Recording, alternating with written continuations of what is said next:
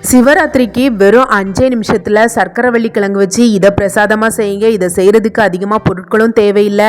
ரொம்ப ஈஸியான ரெசிபி. எப்படி செய்கிறதுன்னு பார்க்குறதுக்கு முன்னாடி இப்போ தான் நம்மளோட தக்ஷி கிச்சனை ஃபஸ்ட் டைம் பார்க்குறீங்கன்னா சப்ஸ்கிரைப் பண்ணிக்கோங்க. ஃபஸ்ட்டு இந்த பிரசாதம் செய்கிறதுக்கு 1/4 கிலோ சர்க்கரைவள்ளி கிழங்கு எடுத்துக்கோங்க. இப்போ இதை நல்லா கழுவிட்டு அதில் இருக்கிற தோல் எல்லாத்தையுமே சீவி எடுத்துருங்க. இப்போ ஒரு கிரீட்டர் எடுத்துகிட்டு அதில் துருவிடுங்க. கிழங்க ரொம்ப பொடியாக துருவிடக்கூடாது, கொஞ்சம் பெருசாக துருவி எடுத்துக்கோங்க. கிரீட்டரில் பெரிய பல் இருக்குல்ல, அதில் வச்சு துருவி எடுத்துக்கோங்க.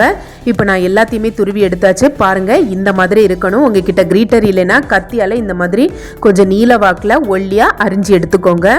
இப்போ இது இருக்கட்டும். இப்போ அடுப்பில் ஒரு கடாய் எடுத்து வச்சு சூடு பண்ணிவிட்டு 50 கிராம் அளவுக்கு ஜவ்வரிசி சேர்த்துக்கோங்க. இப்போ மிதமான தீயில வச்சுட்டு இந்த ஜவ்வரிசியோட அளவு பெருசாக நல்ல வெள்ளையாக மாறுற வரைக்கும் இதை நல்லா வறுத்துக்கோங்க. கருகிடாமல் மட்டும் பார்த்துக்கோங்க. இப்போ ஜவ்வரிசி நல்லா பொரிஞ்சிடுச்சு. இப்போ இது இருக்கட்டும். இப்போது ஒரு அடிகனமான பாத்திரம் எடுத்துட்டு அதில் 1/2 லிட்டர் தண்ணி ஊற்றிக்கோங்க. கூடவே 1/2 லிட்டர் பால் சேர்த்துக்கோங்க. இப்போ இந்த பாலை நல்லா கொதிக்க வச்சுக்கோங்க. பால் இது போல் நல்லா கொதி வந்ததுக்கு அப்புறமா லைட்டாக கலந்து விட்டுட்டு தீயை குறைச்சி வச்சுட்டு நம்ம வறுத்து வச்சுருக்கோம்ல ஜவ்வரிசி, அது எல்லாத்தையுமே சேர்த்துக்கோங்க. ஜவ்வரிசி நல்லா ஆறணும்லாம் தேவையில்லை, சூடாக இருக்கும்போதே சேர்த்துக்கோங்க. சேர்த்துட்டு இதை நல்லா கலந்து விட்டுட்டு இந்த ஜவ்வரிசி நல்லா டிரான்ஸ்பரண்ட்டாக ஆகிற வரைக்கும் வேக வச்சுக்கோங்க. ஜவ்வரிசி வேகக்கூடிய அதே நேரத்தில் இப்போ இன்னொரு கடாய் எடுத்துட்டு அதில் 2 ஸ்பூன் நெய் சேர்த்துக்கோங்க.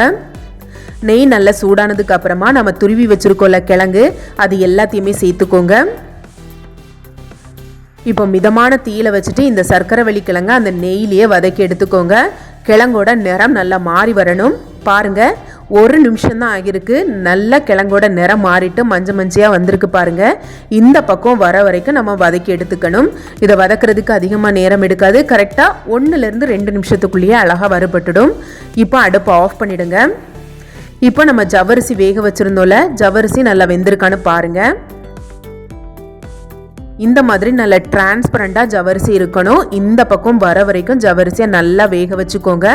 இப்போது இதோட நம்ம ஏற்கனவே வதக்கி வச்சுருக்கோம்ல சர்க்கரைவள்ளி கிழங்கு, அது எல்லாத்தையுமே சேர்த்துக்கோங்க. சேர்த்துட்டு நல்லா கலந்து விட்டுடுங்க. கலந்து விட்டுட்டு ஒரு நிமிஷம் மட்டும் இந்த கிழங்க வேக வச்சுக்கோங்க. இப்போ பாருங்கள், 1 நிமிஷத்துக்கு அப்புறமா எடுத்து பார்த்தீங்கன்னா கிழங்கு நல்லா சாஃப்டாக வெந்திருக்கும். ரொம்ப கூழ் மாதிரிலாம் வெந்துடக்கூடாது. இப்போ இதோட வாசனைக்காக கொஞ்சமாக ஏலக்காய் பொடி சேர்த்துக்கோங்க. பொடி இல்லாதவங்க 2 ஏலக்காயை தட்டி சேர்த்துக்கோங்க. இப்போ இதோட 1/2 கப்பு சீனி சேர்த்துக்கோங்க.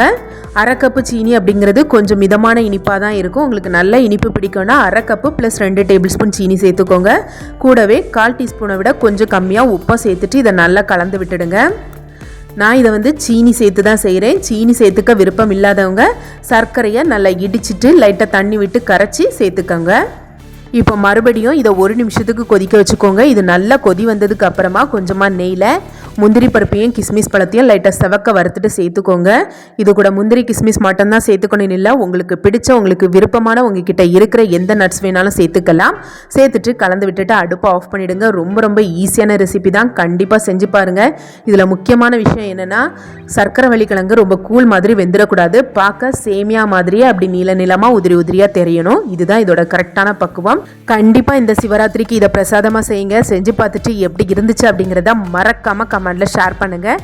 இந்த ரெசிபி உங்கள் எல்லாத்துக்குமே பிடிச்சிருந்தா வீடியோக்கு லைக் பண்ணுங்கள், கமெண்ட் பண்ணுங்கள், உங்களோட ஃப்ரெண்ட்ஸ் அண்ட் ஃபேமிலி கூடயும் ஷேர் பண்ணுங்கள். மறக்காமல் வீடியோவை ஹைப் பண்ணிவிட்டு சேனலையும் சப்ஸ்கிரைப் பண்ணி சப்போர்ட் பண்ணுங்கள்.